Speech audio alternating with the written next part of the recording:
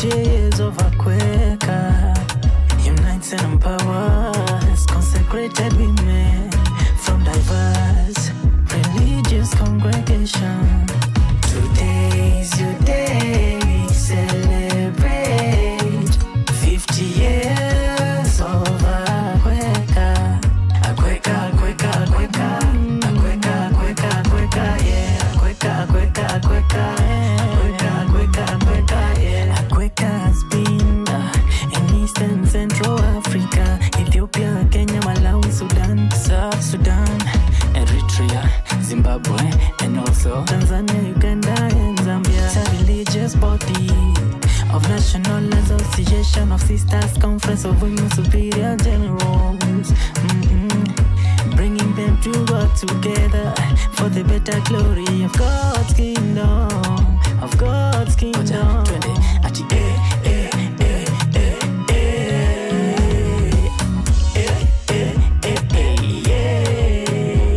Today's your day, we celebrate 50 years of ACWECA. ACWECA, ACWECA, ACWECA, ACWECA, ACWECA, ACWECA, yeah. ACWECA, ACWECA, ACWECA. Good afternoon, hello, wherever you are. This is Captain TV, your Catholic identity, and today we are blessed to have yet another special edition of the Association of Consecrated Women in Eastern and Central Africa. Today we have a theme as ACWECA celebrate 50 years, promoting the culture of safeguarding in religious congregation and in the church. And we are blessed to have in the studio Tina and Brother Brendan, and they are going to tell us more what they are here for and tell us more about safeguarding and why is it important for us to safeguard and whom are we safeguarding. So welcome to the studio. Thank you. Yes, and maybe you can introduce yourself. Who are you? Why are you? On which capacity are you here today? Okay. Welcome. Thank you. Well, I'm an independent safeguarding consultant. I work with 20 religious congregations now, both men and women, most of whom are based in Rome. So 18 in Rome, 1 in Assisi, and I have 1 province of the Redemptorists of Britain and Zimbabwe. And 4 of those congregations based in Rome come under a contract I have as safeguarding consultant to the Union of International Superiors General, which is based in Rome, as you know. Okay, thank you. That is Tina. We shall use that name, Tina, but she's Tina Campbell, for those who are watching us, wherever you are watching us from. And she is here as her capacity, as she has said. She is in the... sorry, again, Tina, sorry. The Union of International Superiors General. International Superior General, sorry about that. And then we have Brother Brendan. Please welcome and introduce yourself. Thank you. My name is Brendan Geary. I'm a Marist brother and I'm from Scotland. I have been provincial in the past. I've worked a lot in safeguarding and I'm a psychologist and psychotherapist. I'm a member of the Care and Protection Commission of the Unions of Superiors General based in Rome, where we work to support leaders at congregational level and safeguarding delegates. Like Tina, I also do a lot of training. Sometimes we work together and we do other things as well. So I'm delighted. This is my 8th visit to Kenya and I'm always delighted to come back. Thank you. Thank you, Brother Brendan, and welcome. Why is it so important to safeguard, and what are we safeguarding? Maybe somebody would ask about that. Thank you. Safeguarding is a word we have begun to use recently for something which is as old as the church itself. Jesus told us to look after little children and to look after the poor, the orphans, the widows, etc. Christianity has always had an outreach to people who are vulnerable and who are in a position to be exploited. Sadly, in our society and in our church, we have learned that despite our moral teachings and despite whatever protections we had, many children and also adults were victims of abuse and exploitation. Yeah. As you know, one of the wonderful things that many sisters are doing is working to prevent trafficking in the world with support from Pope Francis. Yeah. So safeguarding, if you look at the word, making people safe and providing guardianship, guarding to prevent abuse from happening. Mm-hmm. This is not just for the Catholic Church. In the whole world just now, there is an awareness of how abuse can happen and of the need to have policies and training to try as far as possible to make sure this does not happen. Mm-hmm. Thank you very much, Brother Brendan. Tina, why was it important for you to come together to join the sisters in this course, safeguarding? Why was it that important for you to come and join the sisters for this course? I think we've identified internationally that there is a real need, as Brendan says, for safeguarding training. Mm-hmm. In my teaching at the Gregorian University in Rome, I teach on the safeguarding diploma and licentiate. Mm-hmm. And so I'm very comfortable with an international group of students. Many of them, there are some students who have graduated and they're working here in Kenya, which is wonderful, and other parts of Africa. Yeah. But there's a real need. There is a real need. And also my experience of working with religious congregations is that there is a huge awareness of wanting to make this better. Mm-hmm.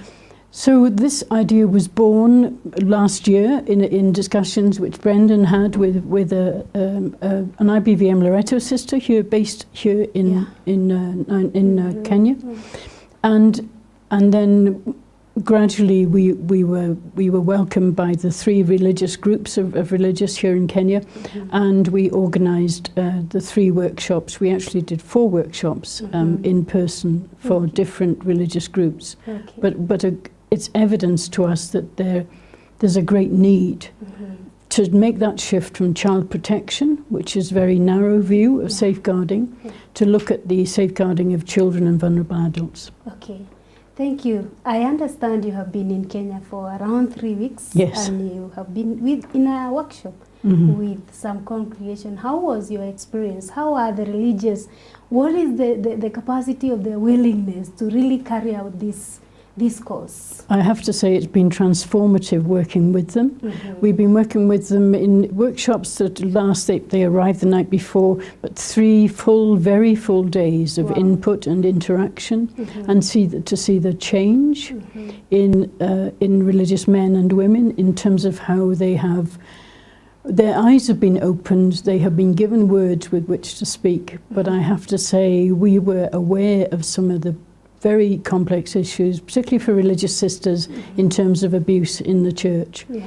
But it's been harrowing to meet so many sisters who can share their own story, but stories of others in their congregations who have suffered abuse. Okay.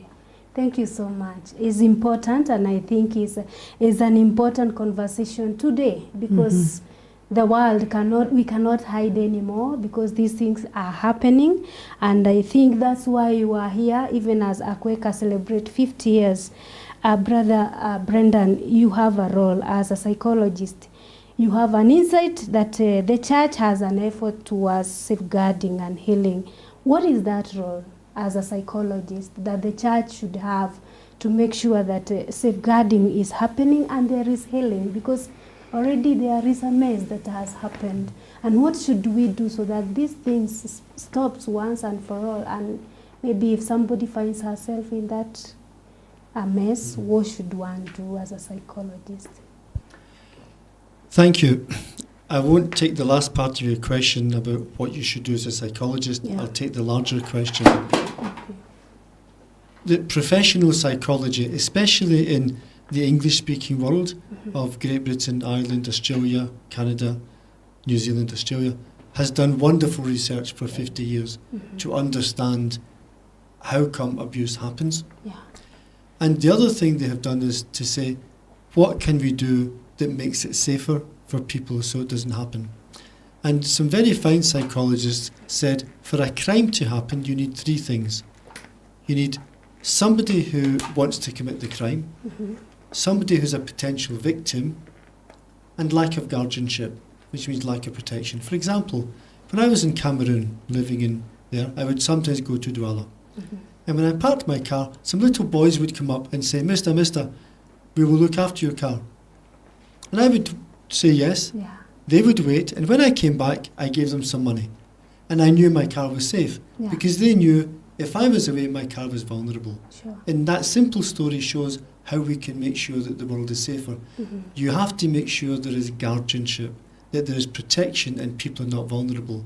Because what psychology has learned is one of the key issues that makes abuse happen is where there is an opportunity. Sadly, we've learned that most abuse happens in residential institutions like boarding colleges, orphanages, Yeah. formation houses, sadly, and places where people are together. So you have to make sure that safety is there.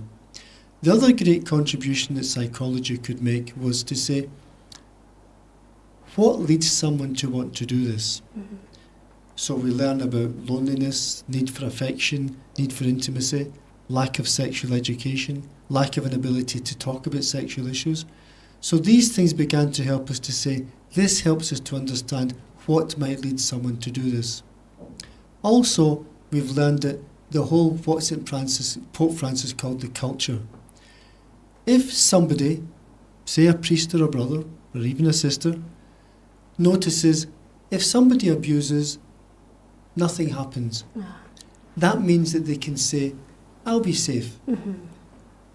If they get reported and we deny, and we say, that is your fault, you tempted this good priest, nothing happens.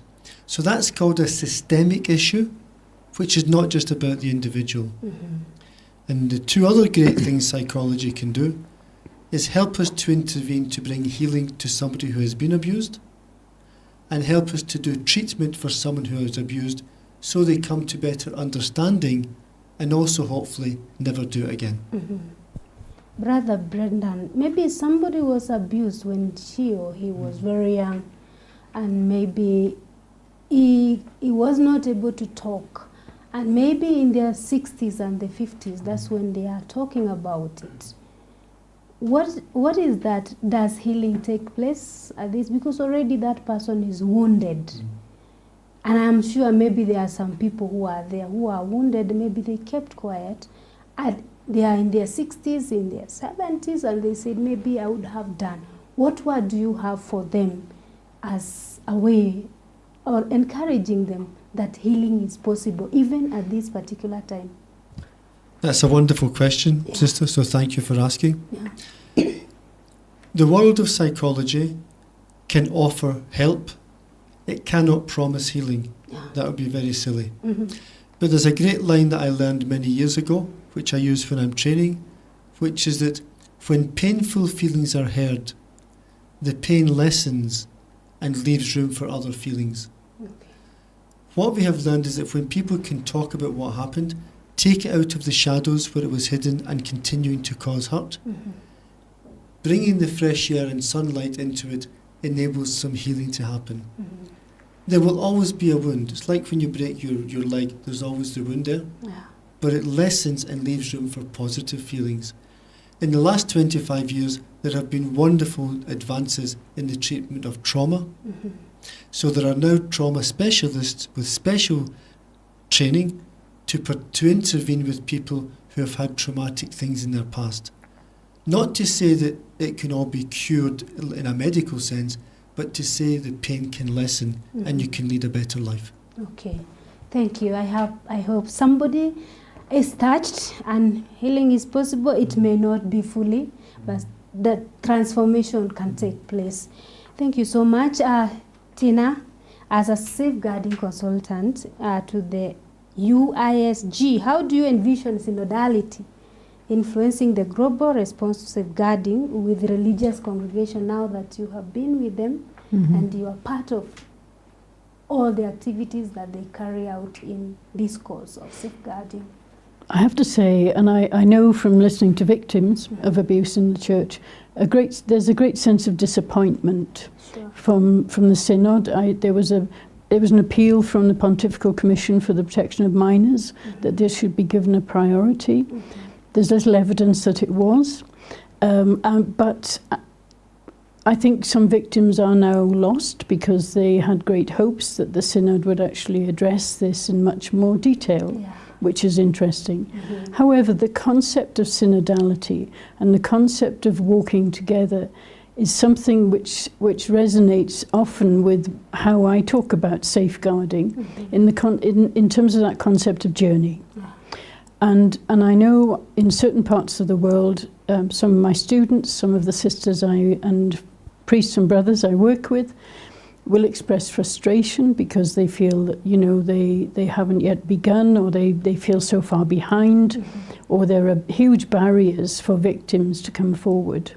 And that's very distressing, that the victims feel they cannot speak about their abuse, because unless they can speak about their abuse, how are they going to find or even start the road to healing? But I'm constantly reminding the very good people I work with that we are all on different stages of the journey. So I know the UISG in itself and in its many incredibly gifted and inspired activities has done such a lot, particularly for sisters, in terms of understanding synodality and working forward. However, I think there is still some work for safeguarding to do, and to have a better understanding that we are safeguarding all stages of life. We are safeguarding particularly the young and the vulnerable, and that concept of walking alongside is very important. And yet, I keep saying this, in safeguarding there is much work to do. There is still a lot of denial and cover-up in the church, and we have a long journey ahead of us. Indeed. And I was thinking, do you think that the church needs to do more because its flock feels like they are being cheated? Like, you know, synodality means walking together. If I feel that whatever I wanted to be listened to has not happened, what should the church do really? The people not feel out of place, like we are not walking the talk. We should walk the talk, so that whatever you are telling us synodality need to do should be seen. Absolutely. There needs to be a very positive witness. I suppose an example would be, we've talked over the last 3 weeks working with men and women religious here in Nairobi about the importance of policies and structures and codes of conduct. But unless they are implemented and made alive, unless people's eyes and hearts are open to change, then understandably people can criticize the church and say, you've got these wonderful policies, but what's actually happened? Where's the difference? And I feel very concerned sometimes that because I will sometimes support victims or support congregations or communities to say this is the right thing to do, and yet there's a lot of fear around, real fear. Thank you. But I think we have, each one of us in the church and out of the church, we have a responsibility to make sure that it happens. Because if we keep pointing a finger at so and so to do it, then it will never happen. I think each and every one of us has a responsibility to say, I can make that difference that I want to see. Maybe, brother, on the same point, what can you say as a religious and maybe in the church? What is that we are not doing? Maybe people are feeling it is not working as we are talking it out. Thank you. I agree with what Tina has said. One of the things that has happened in our part of the world, we have been dealing with this for 20, 25 years, and lots of people are tired and thinking, when is this going to stop? It's too much. Sadly, what has happened is that both in civil society and in the church, we have become aware of more people who are victims of abuse.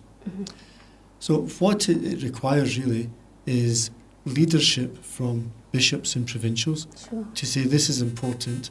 And there's a great saying I heard years ago, show me your checkbook and I'll tell you your theology. This is going to take financial investment, on top of other things. And to be fair, lots of parts of the church have done that. We have safeguarding officers in parishes and religious orders. That's a huge development in 20 years. We need to have policies, but as Tina is saying, not policies which look nice for people who will give you a grant, who are looking for it, but policies that people know and understand and know how to implement. That requires training. because safeguarding is complicated and challenging. Sure. Especially if you begin to think, I see something I'm not happy with, or I'm being told something. Do I have the courage to speak up, or do I just stand back and hope someone else does something or it goes away? So leadership, training, policies, and courage. We need all of those things. And then we have to make sure that at every level, people are informed.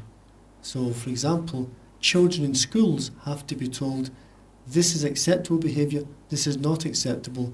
And if this happens, you go and tell this person in the confidence that they will be listened to and respected. People in formation houses and sisters in convents have to be told, these are things that are not acceptable. If you go and tell, you will be listened to and not be blamed as if it's your fault. So there's lots of things we have to change. And I say this based on the stories we've heard in these last 3 weeks and the rest of our experience of the need for people to believe, if I come forward, I will not end up suffering even more. I'll be listened to. Thank you. I feel also there is a call to be our brother's keeper. Like, if we can voice it out, is not easy at all, as you're saying. Safeguarding is not easy, but I think we have a responsibility to do, and that is why we are creating awareness.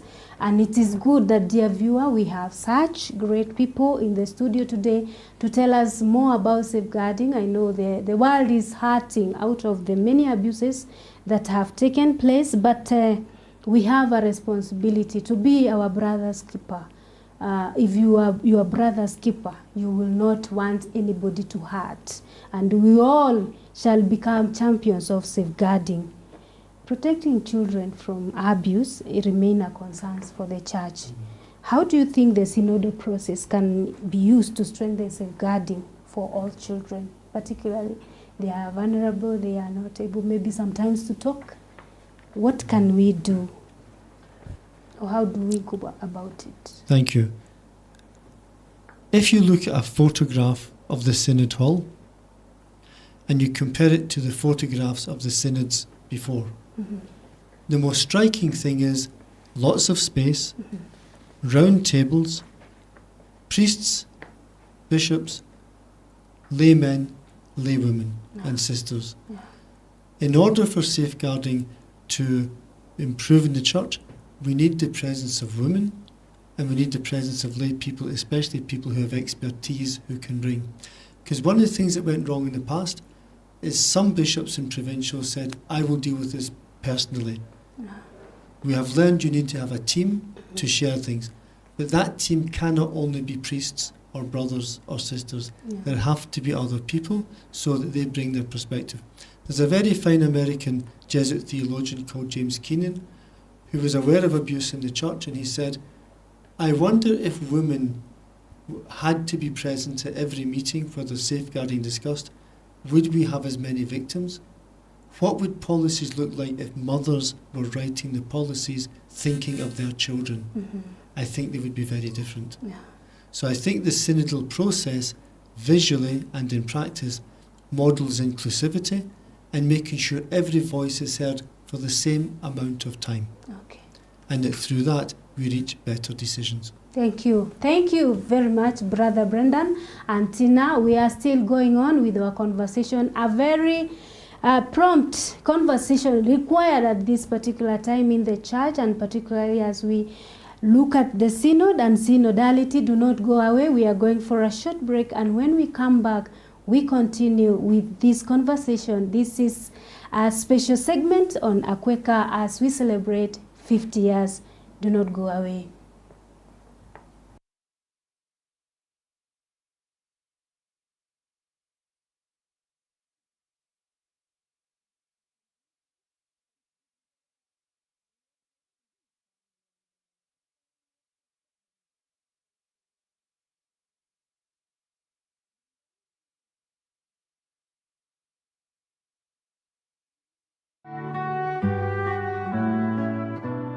Prayer for the ACWECA 19th Plenary Assembly.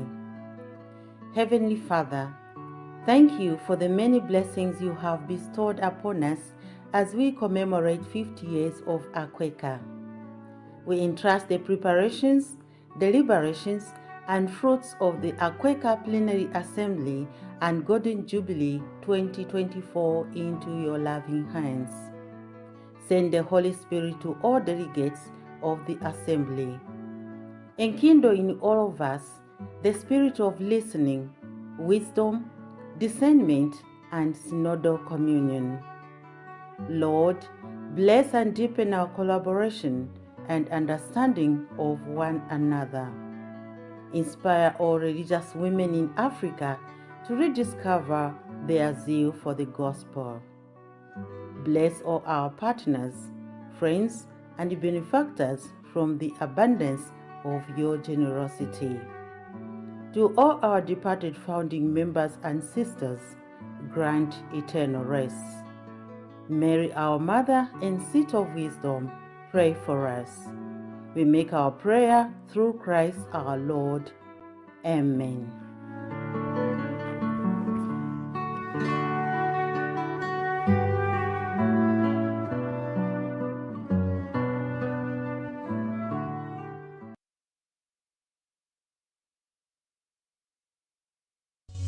Years of ACWECA, ACWECA, ACWECA, ACWECA, ACWECA, ACWECA, ACWECA, yeah, ACWECA, ACWECA, ACWECA, ACWECA, ACWECA, ACWECA, yeah. We give thanks and praises to God for 50 years of ACWECA.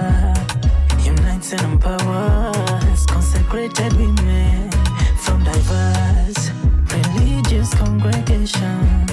Today's your day, celebrate 50 years of ACWECA. Looking at the theme, promoting the culture of safeguarding in religious congregation and in the church. And in the studio, we are blessed to have Brother Brendan and Tina in the studio. And we are looking at safeguarding. And they have tried to explain to us what is safeguarding and what is the role of the church, and particularly Brother Brendan as a psychologist, looking at the role that we are supposed to do in order for us to heal. Welcome back, and as the conversation continues, maybe to you, Tina, you have had an experience with the religious. What do you think is there for us to promote transparency and accountability in addressing cases of abuse? It's a very good question, and it's an important question because I think there is actually a misuse of the two words transparency and accountability, yeah. because I think people use it without any real awareness of what it means, or they use it almost as a defense to say, I'm you know, my organization, my congregation, my parish, we work with transparency and accountability. So don't come too close to us, because actually, you know, we know what we're doing. So it can become a defense. However, I have to say, with the congregations with whom I work, what's really inspired me over the last 2 years is their willingness to be accountable and to work with transparency. And they have approached me and wanted to contract with me and work with me, not because they're saying, we have so many cases, we don't know what to do. I mean, cases of abuse from the past or the present. They are saying, we believe in living that gospel culture of care and protection and prevention. As a congregation, we should be working collaboratively and with great trust in lay collaborators who are experienced in this field to do the right thing. We know what we need to do, and they want help to do it, and they are at different stages. As I said before, they are on their own journey as well, but some of them will have achieved quite a lot and now want further help. So what they ask of me varies hugely, which is one of the many reasons I really enjoy working with religious in the area of safeguarding. But there's a great willingness to be accountable. They know that once they know about an abuse, they cannot unknow it. And they know increasingly that they are accountable. And that's been very evident in the church in recent years. That if somebody knows about something, particularly those in leadership, and they fail to act, they will be held to account. And that can be terrifying for some of them. But this is an understanding of just how important safeguarding is. Yeah. There has been a lot of advocacy and talk through the media about the abuse and different countries calling for action. And why do you think it is still continuing? Why is abuse continuing even today, even after all this cry from the media, from even people are making documentaries on YouTube about the same, but it is continuing. Why? What is not being done? I think there are many reasons why it's continuing. Yeah. One of them is sadly the reality we will never eradicate abuse, either in the church or in society. Yeah. But some of the reasons which Brendan spoke about earlier and which I often speak about in training now, as a church we've done very little, or some people have done more, but generally we haven't looked at what the causes of abuse are. So what are the causes of abuse? And they include areas like poor formation, the poor sexual maturity, poor screening of candidates. All these add to a need as well in every human being for human closeness. And if a candidate comes into religious life or goes to the seminary without that maturity, then that's when that closeness with a child or a vulnerable adult is something which they're not able to engage in at a mature and adult level with appropriate boundaries. So the abuse is still happening, but there's a huge need for education. Yeah. Huge need. And it was wonderful this week and the week before to have an experience of working with so many religious who made such huge progress over just even a relatively short workshop, because their understanding, their eyes were opened, they were given the language and they understood. For example, I've been, one of the first things I have done in the workshop is teach why is there this deep connection between the perpetrator of abuse and the victim, regardless of the age of the victim. And looking at the whole impact of grooming, of red flags. All of those elements have been really helpful for someone who may not be too experienced in safeguarding to actually come to start to understand. Thank you, Tina. Brother Brendan, on the same accountability, sometimes I ask myself, why is the church willing to carry burdens of other people? Because sometimes it's a very small percentage that spoils the image of the church. Why is it so hard for people to be accountable? Why hide in the church that the church is carrying all this burden for some few percentage of people who are doing this? Maybe what is your comment on that, about the church carrying the burden? It's a very interesting question. Yeah. And for people in the church who then find themselves responding, they can feel that they are almost like victims because they are dealing with the consequences of the behaviour of other people. In legal terms, in our countries, there's a concept called vicarious liability, whereby the behaviour of a member of an organisation, not just in the church, the organisation who is responsible for that person takes the liability, and that is a burden that the church and religious orders that they have. But accountability is important, and that people who are victims, especially if the perpetrator has died, they need someone to recognise this happened and to say sorry.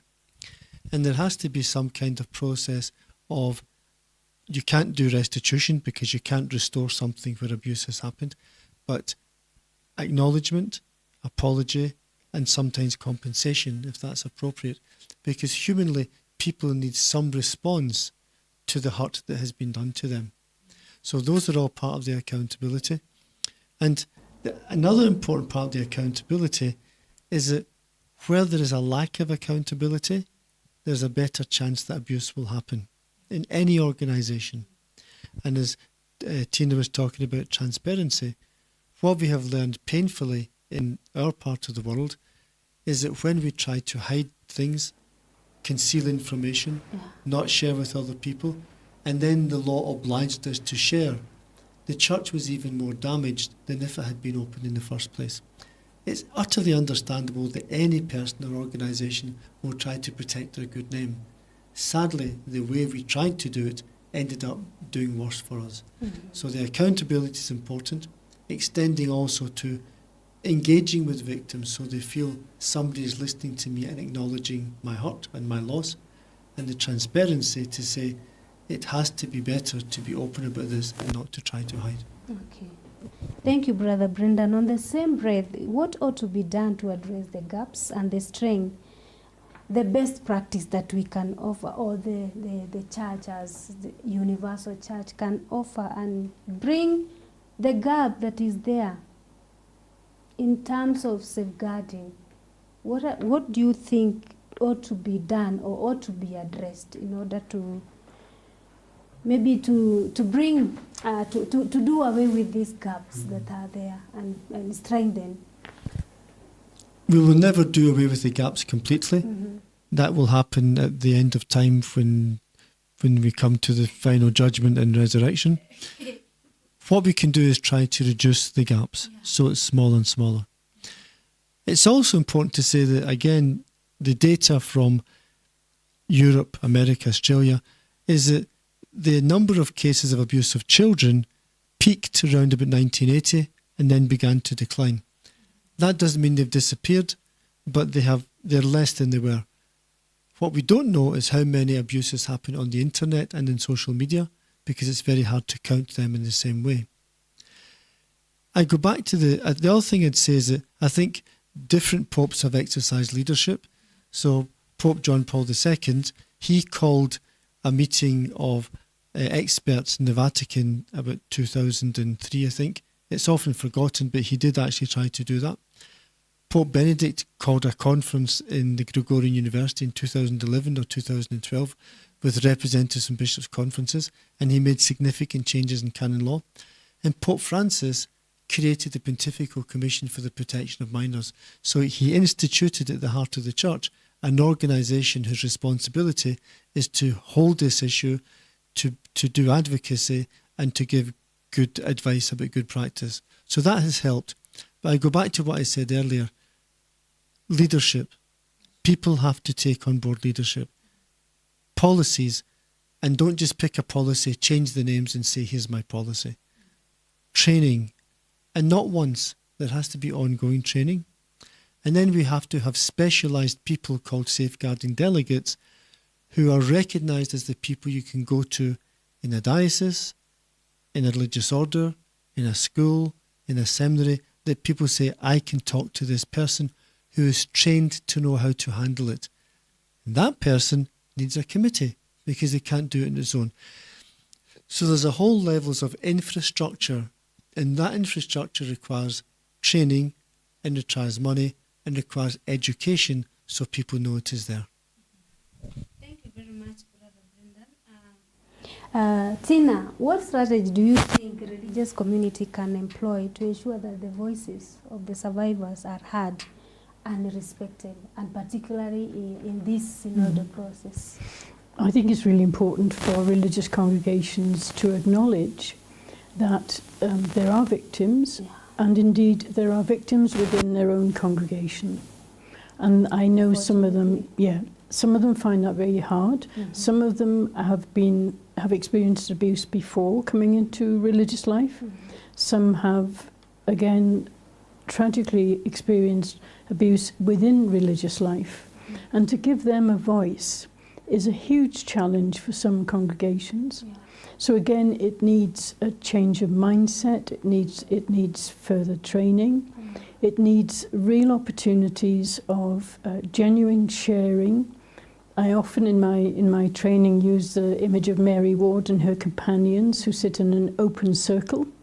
And at the beginning of training, regardless of who I'm training, I talk about that image is how we should approach safeguarding. Mm-hmm. So if people within a training or even a community discussion are experiencing fear or resistance or pain, that we try and understand that often behind that resistance and behind that fear is often a deep woundedness for many reasons, including being victims of abuse. Okay. And I think that has to happen, but again, it will only happen when congregations look to bringing expertise and in managing that process. Okay, thank you. Brother, what can you say about the same, being a religious what do you think some of the voices, what can we employ as religious for the survivors? Because maybe there's those who are suffering silently. They are within the community, as she has said. What should you do, or what should it be done? Even if we just voice it out, what do we ought to do? The key thing is to listen and to give the message that we are open to listening. Sadly, in our part of the world, sometimes a victim will go to law and to a legal firm. Yeah. Once that happens, it's very hard to then engage in listening. Yeah. Then it becomes adversarial, which is unfortunate, but that happens.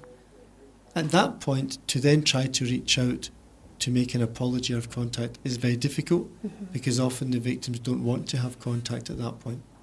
But I think to have a disposition to say that we want to listen. So when I attended the Scottish Child Abuse Inquiry, I said very clearly, I am open to listen to any victim who wants to speak to me. And I remember the advocate, the lawyer for the victims, said in his final summing up, Brother Brendan was here every day of this inquiry. That meant a great deal to the victims, because I listened to every victim who spoke about abuse by Maris brothers, and I was there every day.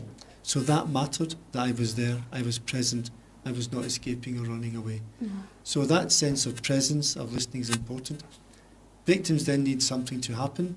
That's often more difficult, especially if the perpetrator has died or denies that it happened, because you also have to protect the rights of someone who's accused. So that becomes part of the complexity, because often for the victim to come forward has been hugely difficult, and there's an understandable expectation that they'll be believed and that everything will go smoothly from then. It doesn't always do that. For me, what's important is I know that most allegations of abuse are true. So I will tend to say is, I find what you say is credible. Humanly, I understand this, but I do need to listen to the other person too. And that all becomes part of the difficult situation of dealing with it. But the profoundly important thing is be available, don't make it difficult, and listen. Yeah. Thank you very much. I think it was eye-opening, and sitting with you, discussing about safeguarding and being real, that these things are happening. It has happened. Unfortunately, it is still happening, but as Tina said, we can only do training and keep advocating that these things are happening, and it is high time that we stop. And for me, I think all of us should be part and parcel, whether you are trained or not. Such open forum where we can talk it out should help each and every person who is watching at us to be sure that it is happening, and we are the change that we want to see. We can be the change we want to see, and it is possible that these changes can happen. Maybe before, when you were told that you'll come for this program, you had something, and yet I have not asked you. Now this is your time to say it to those who are watching us. Thank you. I would urge, actually, I know many congregations are, for example, struggling with policies, with codes of conduct. And as much as I said it's not enough to just have a policy, it is important to have that policy, because if people don't have a policy for safeguarding or a code of conduct, how do they know what they should be doing? And that's vitally important, because that's when things go wrong, that's when boundaries are broken, that's when victims are hurt because people are not listening or they feel they're not believed. And if I can offer anything, it was produced actually last month by the Pontifical Commission for the Protection of Minors after a period of consultation. So on their website they have a universal guidelines framework which gives 10 guidelines with great detail in terms of criteria and indicators. Now, some people might be overwhelmed at 10 guidelines, but I know in my own policy work, when I work with congregations writing policies, we stick to 6 or 7. But I would urge people to download that and read it at least, because that will help inform their policy. Because if people are informed, you're right, we can start having those open conversations, and then we can move forward together. And that's what synodality is about, is walking that journey. Okay. Thank you very much, Tina. There are those who are following us, Religious Sisters of the Holy Spirit in Zambia. Very important discussion and topic following from Zambia.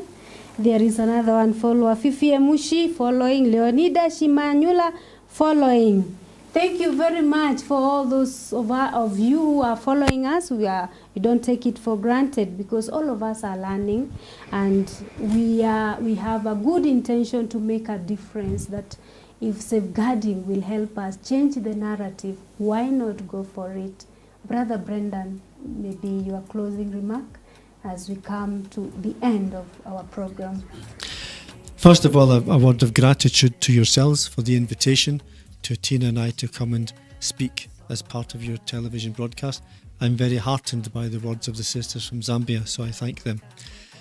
I would completely agree with what Tina said, and I think my last word would be beginning to move into safeguarding can feel overwhelming, and there can be many resistances, but to quote the cliche, every journey starts with one step. Also, thankfully now there are many people who can help, like the resource that Tina mentioned from the Pontifical Commission. If you don't know where to go, ask someone. Lots of people are wanting to help you, and start. Thank you very much. It was great having you today in our studio, and that you are able to tell us and to talk to many people who will be watching us. So in the studio, I was with Tina Campbell, safeguarding consultant of the Union of International Superior General, and Brother Brendan Gire, Emeritus Brother of Schools, and it was good having you, dear viewer, listening, learning, and I applaud, or I beg you that now that you have learned about safeguarding, let us do the little that we can. You are the change you want to see, and you don't know that change that we are trying to employ, what it can do. Until next time, it is I, Sister Esther Muturi, and in the studio I was with Brother Brendan and Tina.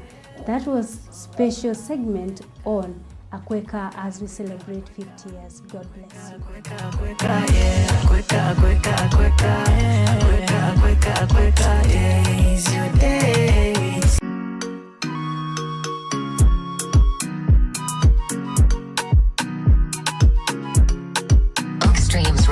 Today's your day, celebrate 50 years of ACWECA.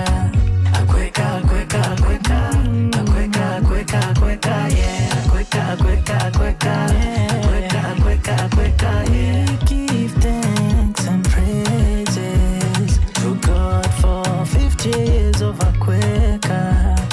Unites and empowers consecrated women from diverse religious congregation. Today's your day, celebrate 50 years of ACWECA. ACWECA, ACWECA, ACWECA, ACWECA, ACWECA, ACWECA, yeah, ACWECA, ACWECA, ACWECA, ACWECA, ACWECA, ACWECA, yeah. ACWECA has been in Eastern Central Africa, Ethiopia, Kenya, Malawi, Sudan, South Sudan, Eritrea, Zimbabwe, and also Tanzania, Uganda, and Zambia. It's a religious body of National Association of Sisters, Conference of Women Superior Generals, bringing them to work together for the better glory of God's kingdom, of God's kingdom.